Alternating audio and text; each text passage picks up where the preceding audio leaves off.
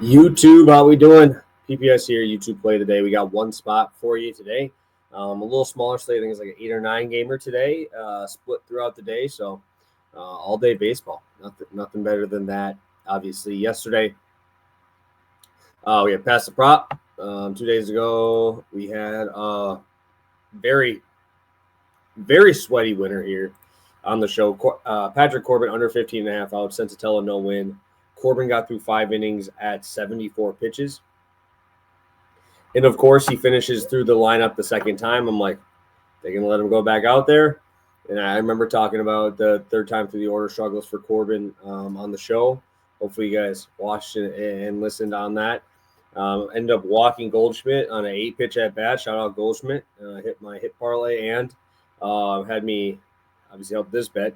And I had walks for Corbin. He hit all 3. He was the guy who did it for us. So then he gave up a double to Grisham, and they pulled him. So, say under 15.5. Sensatella got absolutely smashed around by the Phillies there. So on the show here, 28-20, 17.2 units. I am playing my first, I believe this is the first total I am playing on the show of just a straight full game total. This does not happen much, so I'm going to be playing the over 8 in the Orioles-Red Sox game tonight at -118. I was expecting an 8.5 at absolute minimum. Like this just felt like an 8.5 game at minimum. I thought it'd be almost 9, to be honest. I don't rate either of these pitchers very highly, guys. Like, I'm not a Cade Povich guy. Giolito has been trash. So far this year, I'll talk about Giolito here first. 7.08 ERA expected at 5.31. There's just no whiff really here. I'm worried because you have this Red Sox team who has a 116 WRC plus against left-handed pitching, and then you go over on the Orioles side, and they're at a 110 WRC plus against right-handed pitching. I'm more worried here for Giolito. I think that would be the guy I'm more worried about, just because he's going to be primarily four-seamer changeup against lefties, and you're going to have to go through Ryan O'Hearn, obviously Gunnar, the top, Cedric Mullins. Adley finally got a good swing on the ball there. Jackson Holliday, just loaded with lefties, and so far this year just hasn't been able to do well against them. An expected batting average of 310 on his four-seamer with a 520 expected slug.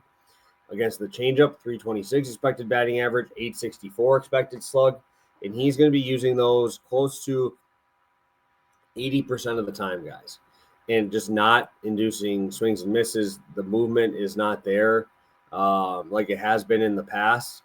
That changeup this year is significantly lower in terms of movement, side-to-side movement, up and down movement. There's just, if you want to go and take a look on like Baseball Savant, it's pretty impressive how big of a downfall this is for Giolito. I know he's just coming back from an injury, but I feel like he's always been injured, right? And I think, again, I talked about it yesterday, that Padres bullpen kind of playing over their head. I think it's the same thing with Boston. Boston has like a 3.62. I think they're a lower-end bullpen, honestly. I'm not the biggest fan of this bullpen, so I'm expecting to see some regression there. One bullpen that doesn't need regression is Baltimore. Baltimore has been terrible. 4.88 ERA.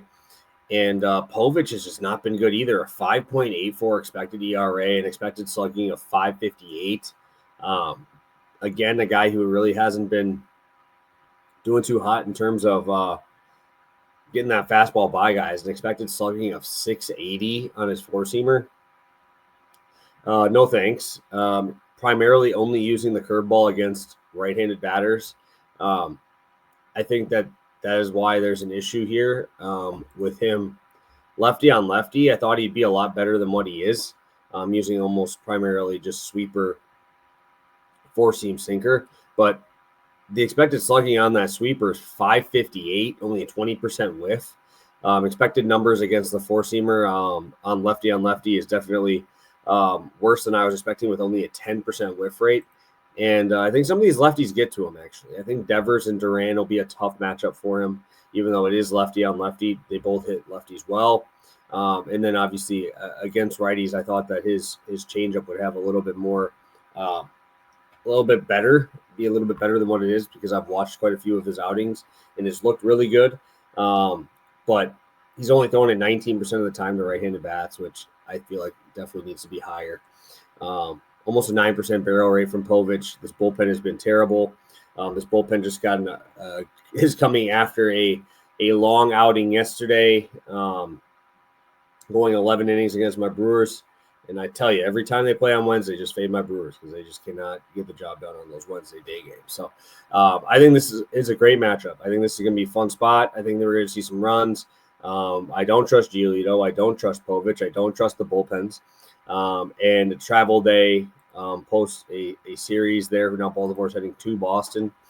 I think this is a great spot to attack some bullpens that are probably taxed heading into tonight. So really like this spot. I'm going to be playing this as my first, I think, just straight bet over for a full game in a very long time. So Boston over 8, -118.